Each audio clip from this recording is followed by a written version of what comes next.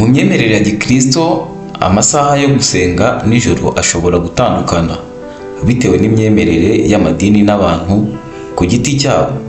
Ariko hari amasaha akunda kwitabwaho nk'ay'ingirakamaro mu isengesho rya nijoro, kubera ko abantu benshi nijoro bakunda kuryama basenze cyangwa se bakaryama badasenze. Ahangaha ni ikigaragaza ko nubwo umuntu aba agiye kuryama ariko aba atizeye ko ashobora kuramuka. Gusa mu gihe cyose wegutse, hari amasaha meza yabugenewe wakabaye ubyuka ukajya gusengeraho, bitewe n'uko ibingibi twaje gusanga ko hari amasaha abamarayika bamanuka nijoro bakaza gutanga imigisha ku bantu. Niyo mpamvu rero nawe iyo migisha uyikwiriye, bitakabaye byiza usinziriye ijoro ryose ukarinda bucya nta gihe wegutse kugira ngo ujye gusenga.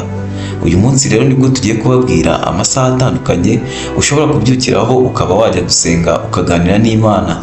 Icyo gihe bivugwa ko isengesho ryawe ryumvikana ndetse n'Imana ikaryumva, igahera ko igusubiza bimwe mu byifuzo uba wayishyize imbere mw'ayo masaha ya nijoro. Cyane cyane ko abantu benshi baba baryamye, nta bintu byinshi biba bisakuza. Uko Satani azamuka ni nako n'Imana n'abamarayika bayo bamanuka bakaza kureba, ndetse bakaza kureba abari kuyivuga n'abari kuyisaba ibigiye bitandukanye.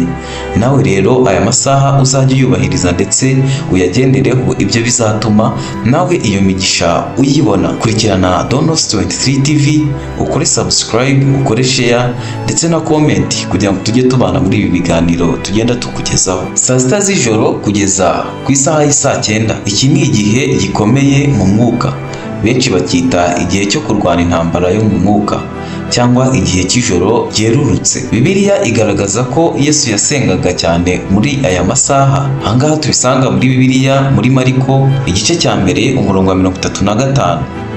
Ni igihe cyiza cyo gushimira Imana, gusaba umugisha no kwirwanaho mu buryo bw'umwuka.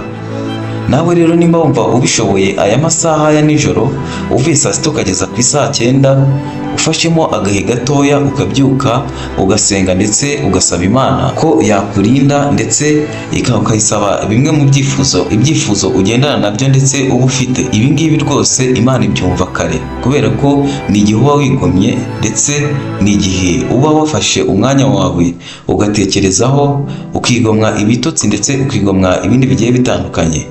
Kandi bivuga ko Imana iyo wasenze iki gihe imanuka ikaza ikakumva. Utabashije gushobora kuba wabyuka hagati ya saa sita kugeza saa 9, ushobora nanone kubyuka kuva saa 9 ukageza saa 10. Ni isaha imwe. Iki ni igihe benshi bafata nk'icy'umugisha no kwitegura umunsi mushya. Birashoboka ko ushobora kugira ibitotsi, ariko ku isaha ukaba wakweguka ukabyuka ugashima Imana ndetse ukaragiza Imana umunsi ugiye gukurikiraho.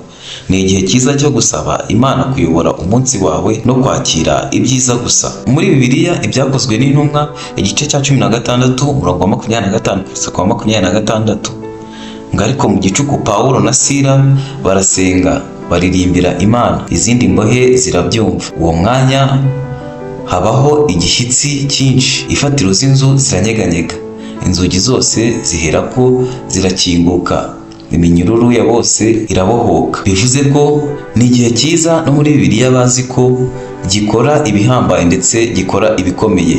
Ibyananiranye bikaba byakemuka, ibyananiranye bikaba byahinduka. Icyitonderwa, ntabwo ari ngombwa kubyuka nijoro buri gihe, ahubwo ni byiza kugira igihe runaka cyihariye cyo gusenga ukurikije uko Imana ikuyobora. Icy'ingenzi ni ugusenga ubikunze, ubikuye ku mutima kandi uhamanya no gushaka kw'Imana. Ndabashimiye cyane mwebwe mwakurikiye Donos 23. Izi ni impanuro cyangwa se n'ubujyanama tuba tugenda tubagezaho umunsi ku munsi. Komeza ujye ubana natwe mu biganiro byacu, turagukunda cyane.